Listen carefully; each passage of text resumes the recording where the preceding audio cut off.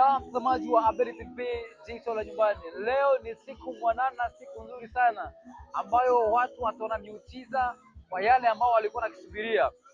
Hapa ndiko kijiji cha Ode, zona ya 4 hii. Wale kuna sherehe kabambe, kuna sherehe ya kimataifa ambao ukiona nyuma yangu wanaandika bana kiboko USA. Hawa ndio wadhamini ambao wanadhamini sherehe hii ya kiboko. Nikumbuka kwamba FC Kiboko imechukua kombe kwenye ligi ambayo tumemaliza. Wametoka kwa washindi na wamechukua kombe, na leo wanapambana kabisa kwa ajili ya kusherekesha wanajamii wa Nyarugusu, lakini pia hususan wana kijiji ya Ode wanaendelea kuipiga mwingi sana kwa ajili ya kuangalia namna gani wanafurahisha wana kijiji kwa kile ambacho walichofanya uwanjani, lakini pia wanakuja kudhihirisha sasa hapa sasa kwenye kijiji chao cha Ode. Tuko maeneo ya sherehe, utaenjoy mengi sana, na kuna wana kijiji wa Ode ambao mtawasiliana nao, lakini pia kuna wale wadhamini, wale wanakamati, mashabiki kwa wingi. Tutaenda kuhojiana nao 1, 2, 3 kwa ajili ya kuona nini ambacho walitarajia. Je, walifikiria kwamba siku ya leo itakuwa hivi kama ilivyo, au walikuwa wanatarajia kwamba watachukua kombe?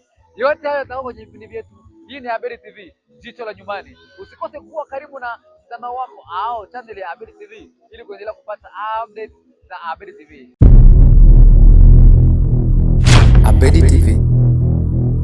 Ya kama nilivyokuambia, ni Abedi TV na tuko kwenye sherehe kabisa, sherehe kubwa, sherehe kabambe ambao wana Kiboko wameiandaa kwa kusherehekea kombe yao. Wameupiga mwingi sana mpaka wakachukua kombe daraja la pili.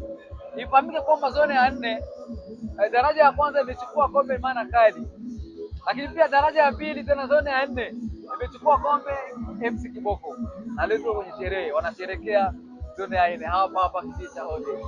Niko na sister hapa anapiga mwingi sana, yeye ni shabiki wa Ode sugu, na kama unavyomuona anavalia jezi ya Kiboko.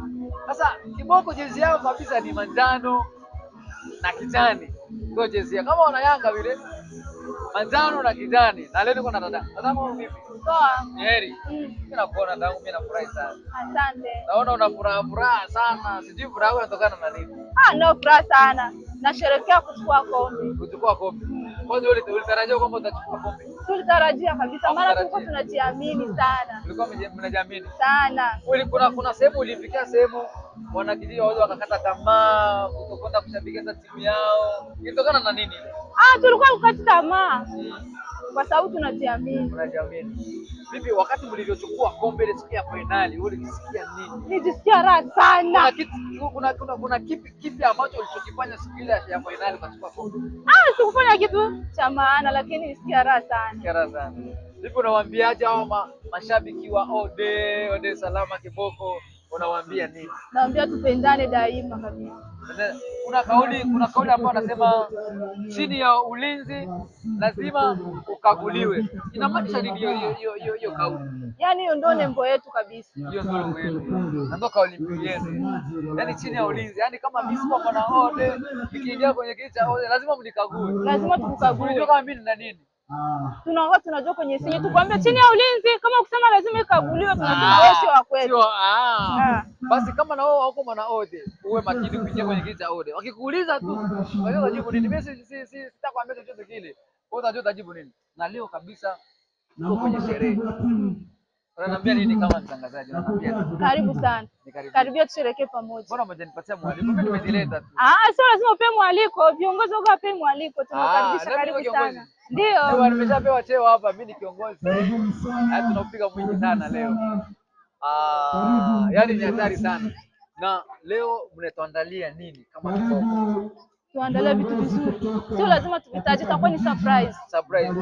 Jamani, hivi nimepiga bomba kabla sijaja hapa. Nimepiga bomba kwa ajili ya kukula vile ambavyo nitakavyokuta hapo. Wewe unaniambiaje? Nimefanya vibaya kupiga bomba? Hapana, sio vibaya. Mtakula, mtashiba mpaka mtashibiwa.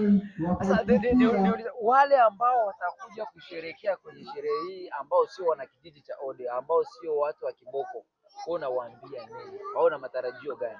Naambia tunawapenda sana kwa sababu sio wakati tuna ubaguzi. Hamna ubaguzi. Hii Kiboko hii. Hii ni Kiboko kabisa. Kama hujawahi kujua Kiboko, Ode. Hii kijiji ya Ode ina historia kubwa sana kwa ajili ya matukio fulani fulani kwenye kambi ya Nyarugusu, na wanafanya vizuri sana kufuatana na matukio.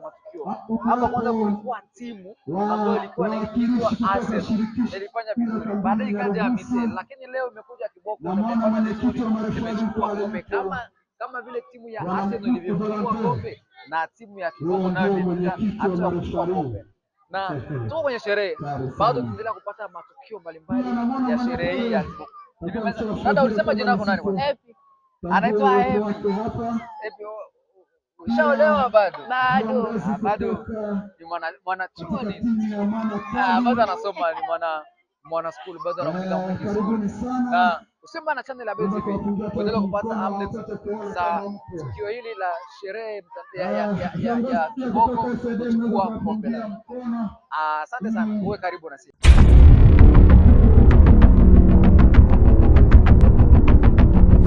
Abedi TV, jicho la nyumbani.